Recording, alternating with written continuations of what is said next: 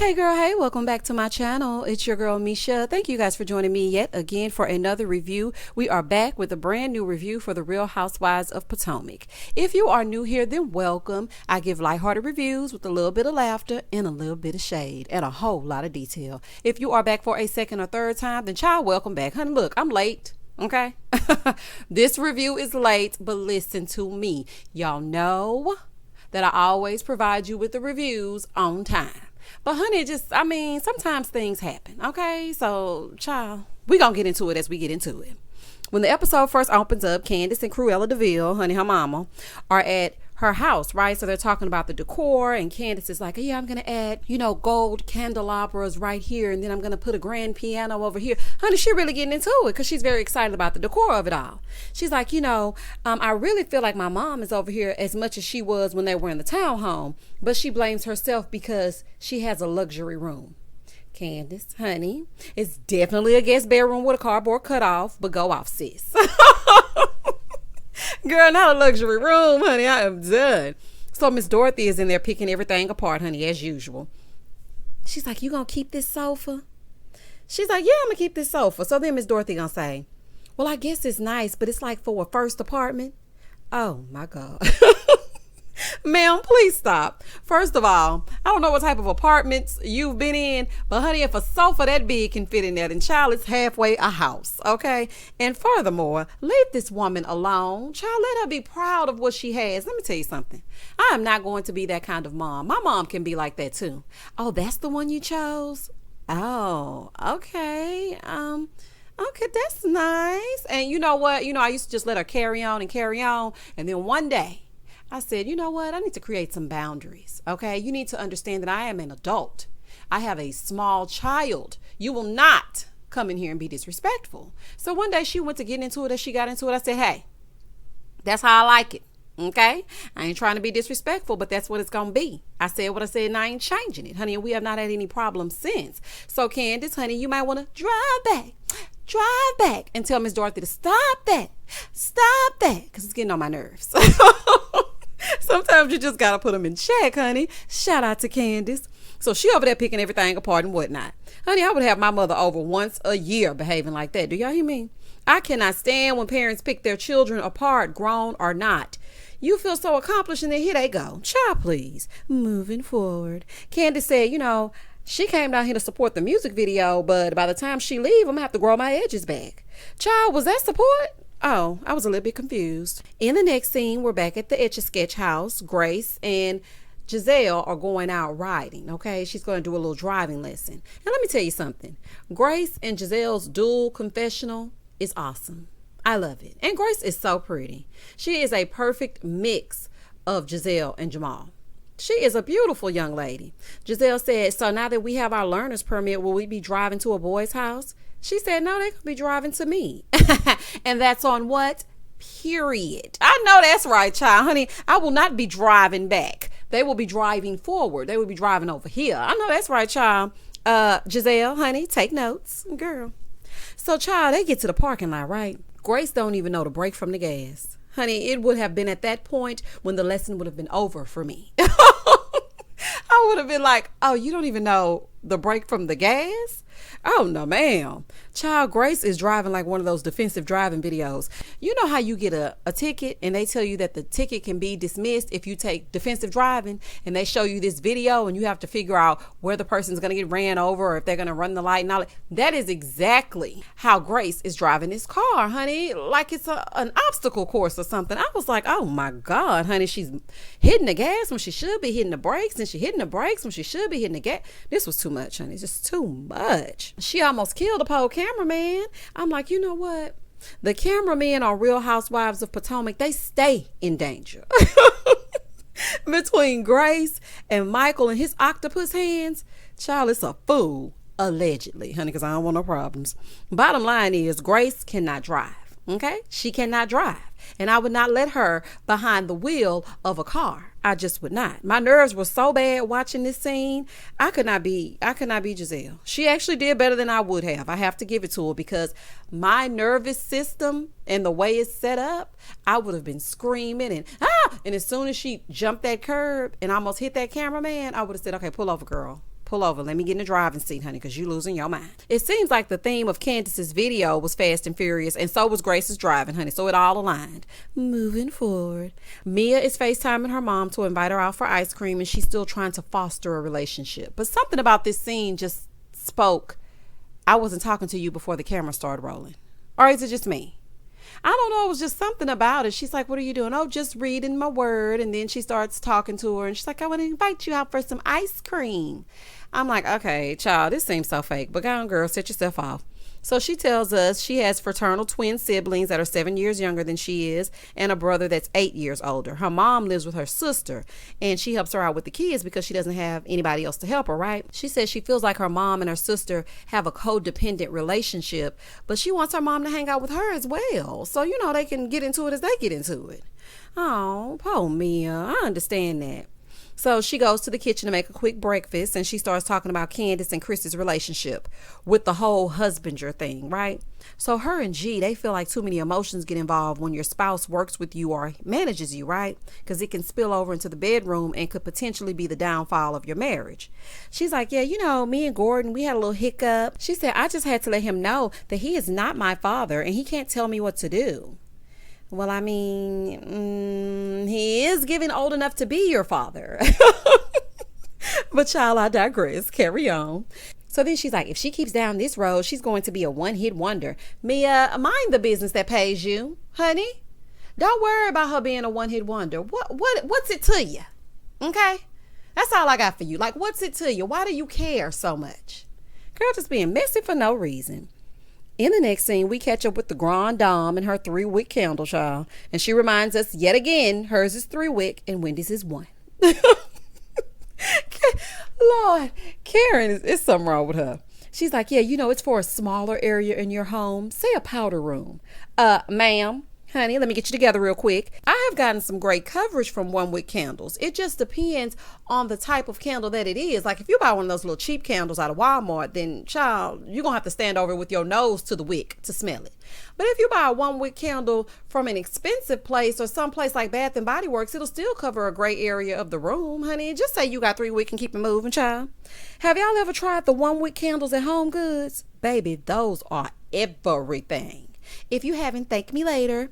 In the next scene, we see Wendy and her 1-wick candle. Baby, this production. When I tell you this production is a fool with it. So Wendy wants to go over her business plan she found on Google. Honey, she want to go over it with Eddie. Child, Wendy starts talking all slow and definitively and wasn't saying nothing. I'm like, girl, get into it if you're going to get into it. So when she finished, Eddie said, yeah, it sounds like you have the vision down, but what do you plan on selling these candles for? No answer. How much do they cost to make? No clue. Now, Wendy, you have to know that first, honey. That way you will know how to price them so you can make a profit. Child, this is an airhead mess. So she says, you know, she only wants to spend $50,000 out of pocket. Well, girl, where you getting the candles from? AliExpress? $50,000 out of pocket? That's it? That's all? Oh, girl, no, ma'am. You are going to pay way more than that out of pocket. So then the production asked, well, how much would you say you've spent out of pocket so far? Here go, Wendy. Well, you know, the way my account is set up, you know, I don't know. Exactly, girl. Talking about you got to get an Excel spreadsheet and carry the one and get a QuickBooks. Somebody got to put it in the workbook. You mean QuickBooks? Girl, goodbye. I do not have time. Wendy, now I don't know if you just playing up this airhead thing, honey, trying to act like you don't know what's going on when you really do know how to get into it as you get into it. But honey, this whole thing right here, child, this 1-wick candle and no kind of idea what kind of profit you're going to make or what to even price the candle at. Honey, it's not giving the zhuzh that should be given. The math is not mathing. Moving forward. Ashley and the baby D's, honey, they pull up to Uncle Lump's house for a little family time. Baby Michael is really not seen this season. Honey, it's probably for the best. He always says or does something that incriminates him, so try to leave him at the house. They're not there 5 minutes, and she's like, yeah, you know, like my insides, they're now sitting on my outside, and then it's like a little bubble right here, so like the vagine is hanging and it's dangling. I had to push it back in this morning so I could pee. Like she was saying all kind of gross stuff. And I'm like, Ashley is an oversharer, and not in a good way. Girl, ma'am, your prolapsing uterus should not be discussed right now. This is too much. So she's like, Uncle Lump is like the dad I've never had, and I lived with him and his wife for a short time. I watched their daughter grow up, so, I'm not bashful about sharing. Ashley, honey, that's not cute. Even if you did live in their house for some time, you should not be discussing your prolapsing uterus, girl. And you are never bashful, no matter what it is or who it is. Remember when she shared after Dean was born that her butthole tore, and then she shared she had coochie sweat and a stain on her dress when they went to her and Michael's vacation home? Y'all remember that? Sharing don't always mean caring, honey. Well, at least in this case. Ugh, yuck. So they ask about Michael. She's like, yeah, he's doing good. Child, ain't no telling what Michael doing. She's like, yeah, he's 61 and doesn't want to do real estate forever, but he is also not a person that wants to retire. So, he's trying to pursue a new business venture. He'd like to get into movie making. Honey, we all know what kind of triple X movies Michael is trying to make. Honey, I'm convinced Ashley is trolling us at this point. Because what would make you say that out loud? Like, what would make you sit here and think, I'm going to say on camera, after all of the things that everyone knows about Michael Darby, and say he wants to get into the movie industry? Child, now we were all going to immediately think adult films. Child, Michael is definitely no Quentin Tarantino, no Spike Lee, or nothing else, honey. Any other kind of producer or director there is out there. Uncle Lump is like, this is mind-blowing because that's no cousin to real estate. Child, Michael just want to be able to say he was shooting scenes, which is why he was caught in said hotel room, honey, and he ain't fooling me. Child, trying to have an alibi on the slick and trying to say it was work related. Moving forward. Ashley's like, we would do it together. He even said I can star in the movie. Okay, Ashley, honey, just know if you show up to a Motel 6 where they leave the light on for you, what kind of movie you're about to be starring in. Uncle Lump is like, so you're starting another business venture together? Again? You know what? I almost forgot about the Down Under Diner, or whatever they called it, child. But that's what I called it. I called it the Down Under Diner. But child, I almost forgot about that. She said there are quite a few cons, but her uncle said he's convinced they'll work it out together. Girl, good luck. In the next scene, Robyn and her ex-husband, fiance Juan, go to look for a space. When they get inside, she's like, yeah, I'm Robyn and this is my ex-husband, fiance. Girl, who says that? You should have just said, this is my roommate, Juan. Nice to see you, Juan, honey. We didn't know if you were going to show up anymore, honey, because we know you don't see you on the scene too much. So they go to look at this storage space because she's been working out of her mom's office, right? So then she's like, yeah, I have 15,000 orders to this day. 15,000 orders and you up there doing music videos? Listen, I would be pissed if I didn't have a tracking number and you on there driving back with Gizelle and them. Girl, what? Baby, it will be a whole mess. And who is buying these hats? I really am, I'm inquiring about that because I just want to know. I mean, they show her this warehouse space that's 800 square feet, but to me, it looked like a regular schmegler room. For that size room, it's $1,700 to $2,000 a month, right? So, of course, these two. Anytime they hear money, honey, crickets. So then she shows them the loading dock, and Robyn is like, so what do you think? You think we can spend $1,700 a month? Because our house is like way over budget. He's like, how much? She's like $100,000. But what kind of house y'all building? And when she told Juan how much, he over there talking about, really? Juan, now I know you not letting Robyn handle the finances. Sure.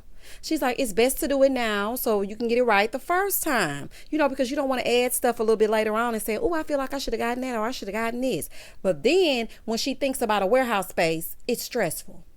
Robyn, if you don't grow up and start adulting, girl, you are going to have to start learning to budget and allocate your funds. You need a therapist to tackle your PTSD of what you went through with that Ponzi scheme because you have not fully recovered from it. Anything that involves money, you just freeze up. You get completely stifled. Child, that don't make no sense. So Juan is like, Robyn, people start their businesses, they just go for it. Think big. Well, honey, that was some good advice because, child, we know you don't offer much, child. Your sensitivity level is at a 0. Child, maybe you should have been with Gizelle. So in the middle of that scene, a lady comes in and she starts unloading. So Robyn gonna try to clear her throat, right? And honey got straight ignored. I know that's right, child. I would have ignored them too. She's like, look, I know y'all shooting a little reality show and whatnot in a scene, but I actually have work to do. So I gotta earn this check. Child, work still has to be done, scene or no scene. I know that's right. We got work to do. We got work, baby. No, that's right, y'all. Go and get your work done. Moving forward. Robyn tells Juan, sometimes when you're coaching me, I need you to drop the whistle, because you're doing it in a way that makes me feel bad. Because, you say things like, that's not attractive. And she's like, I want you to say it like, oh, baby. He said, oh, well, then you should have had a baby girl. Let me tell y'all something. Juan is a handsome jerk. How you gonna tell her a baby girl would make you nicer? You need a woman like Robyn, honey, because I will cuss you smooth out. You need somebody like her. Child, y'all can barely afford the two y'all got. She's like, I think he's going to change because I voiced my concern. And so I think he'll make the changes. Okay, girl. In the next scene, Candiace goes to dance rehearsal. The boom cats were not boom catting. Candiace could not catch the beat or the 8 count, child. A fool. But honey, then she admitted she wasn't a dancer. So there's that. She said, they're paying for it out of pocket and they spent $10,000 for this video. I know that's right, Candiace. Let them know you got the coinage. Don't feel bad, Candiace, honey, because Candy over on Real Housewives of Atlanta, she can't dance either. But, honey, she's still making bread, okay? So Candiace FaceTimes Chris. She's asking him about all of the things for the video because she wants to make sure everything is set because she doesn't want to give her mom any fodder. Girl, your mama has fodder like no other. Do you hear me, honey? Foddering all up and through that video. This scene with the two of them, y'all, has Chris looking stressed, honey. And yes, I said stressed with a K. Child, Chris is looking like he could snap at any moment. They may need to take a step back from this working relationship. In the next scene, the helpers arrive to the video shoot and whatnot, and Gizelle missed the mark yet again. Child, she done went in Grace's closet. Got these pleather pants and this little ripped jacket. Child, a mess. She said, me and Wendy, we did call a truce, but just in case, I got my hater shades on because I'm treading lightly. Girl, hush. You just wearing those god-awful shades because you thought you looked cute. Wendy ain't worried about you. So Gizelle is like, where's Candiace? Mia said, well, she isn't here. She's like, well, why am I here? All the way in Never Never Land. Shout out to Sheree. Stop complaining, Gizelle. Gizelle, do you know that complaining causes wrinkles? I know you have the tagline, the key to this pretty face is staying in the shade. But honey, you can stay in the shade, but if you frowned up the whole time you're in the shade, honey, you're still gonna get wrinkles. So cut it out. Gizelle gonna complain if she don't do nothing else. She's like, I'm gonna wait in my car. Yeah, we know you feel like a fish out of water, honey, without Robyn. So Miss Dorothy rolls up. Child, it's finna be a mess. And Mia's like, oh, you look good. Hey, mama, I'm Mia. How old are you? Mia, girl, how tactless can you be? You never ask a lady her age or her weight. So Miss Dorothy was like, yeah, I'm 54. And Wendy was like, don't mind her, honey. We don't need to know your age. I know that's right. So Wendy said, the way I was raised, you didn't ask those type of questions. She said, I'm glad she didn't ask my mama that. So then she tells us how her mom would have responded, right? And let me tell y'all something. I hollered because I could envision her mom actually saying that, especially after she asked them for boobs and told them that they were going to be the ones paying for it. I said, baby, we need more of Wendy's mama. One thing about housewives' moms, they have the personality and the zhuzh that they need to have. Now, it's not always nice, but they gonna give you something when they step on the scene. So Candiace is rolling up, and Mia's like, are you proud of Candiace? So then her mom is like, yeah, this has been in the works since the first grade. She had the lipstick, she has the bows. Honey, then Candiace jumps out of the car dressed like JoJo Siwa. I said, what is happening? Let me tell y'all something. I like Candiace, but that look was an adolescent no. I did not like that look, honey. She should have sexed it up a little bit. I feel like she should have, if you're going to be talking about something is like driving back to go get the man you want or driving back to get a little bit more and then going back home, honey, sex it up. Of course, Gizelle hops out of the car still complaining. Gizelle, let the lady get on the set first. Girl. So they all show up ready to get their video vixen on and there's no cars, right? So Candiace is calling, honey, going straight to voicemail, calling, getting no answer. A scholar shows up serving the girls looks, okay? Baby, listen to me. This is the look that I feel Candiace needed. A scholar knows she can put a moment together. Yes, ma'am. So Mia over there being messy, asking, is Chris coming? Why? Is him being here going to help your role in the video? Like, what is it going to do for you? So the guy goes over there and he tells Candiace, don't be too upset, but the cars aren't coming. Don't be too upset. The song is literally about driving. Cars are needed to execute the video. Chelsea, my nerves get too bad. I would have lost it. I would have completely lost my mind. One thing about me is if everything is not in place and one thing goes wrong, honey, it's hard for me to recover.